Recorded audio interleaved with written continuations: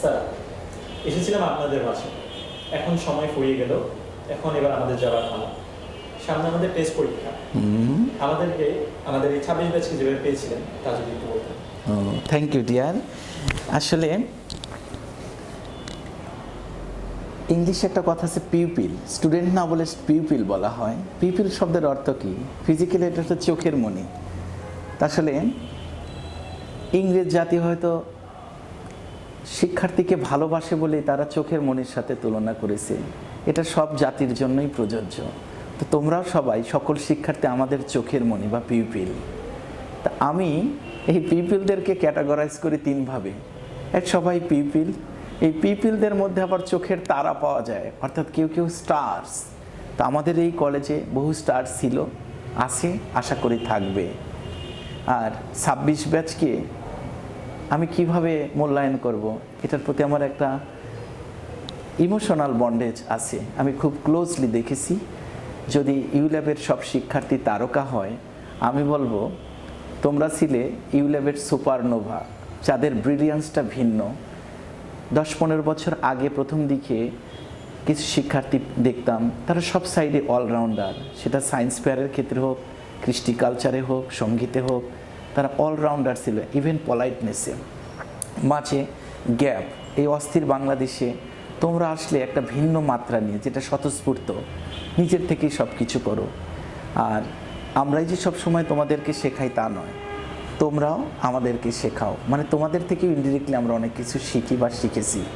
যেমন কিভাবে এখানকার এক্সট্রা কারিকুলার ইউনিটগুলো তোমরা অর্গানাইজ করেছো, বিভিন্ন নাম দেয়া, সেগুলোর সদস্য সংখ্যা নির্ধারণ করা, এই সব কিছুই পজিটিভ সাইড তোমাদের। আর যে জিনিসটা তোমাদেরকে নিয়ে সবচেয়ে আমার বেশি ভালো লাগা, তা হলো তোমাদের বিনয়। তোমরা সায়েন্স পড়ুয়া, তোমাদের অনেক ব্যস্ততা থাকে, পড়ালেখা, তবে এত কিছুর মাঝে এই cultural club, language club, physics club, বিভিন্ন ইভেন্টস আয়োজন, এটা সেটা সারা বছরই থাকো। যে কোনো অনুষ্ঠানে ডাকলে সাথে সাথে চলে আসো। অনুষ্ঠান ইভেন্ট ম্যানেজমেন্টগুলোতে যেভাবে করেছো, তো কি বলবো, আমি স্পিচলেস। তোমাদের এই বিনয়, এই সহযোগিতা, এই পারফরমেন্স, তা আমি অভিভূত তোমাদেরকে পেয়ে। 26 ব্যাচ সত্যি তোমরা স্বপ্নদর্শী নও, তোমরা স্বপ্ন দেখানো মানুষ বটে। তাই তোমাদেরকে নিয়ে আমরা স্বপ্ন দেখতেই থাকবো। ধন্যবাদ স্যার।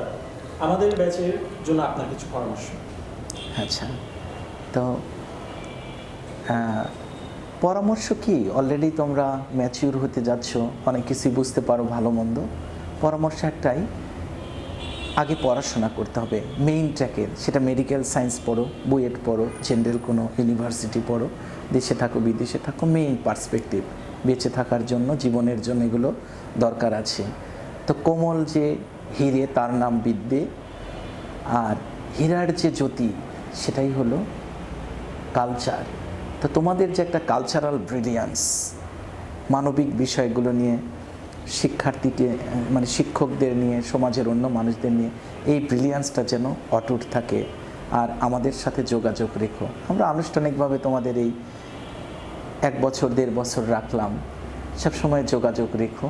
কে কোথায় আছো, কেমন আছো, এখন আইটি ওয়ার্ল্ডের ব্যাপার, সবসময় আপডেট থাকো। আমাদের দূরে যেও যেন দূরে না থাকো, দূরে যেও যেন কাছে থাকো, আমাদের সাথে অ্যাটাচড থেকো। আর তোমাদের জন্য শুভকামনা।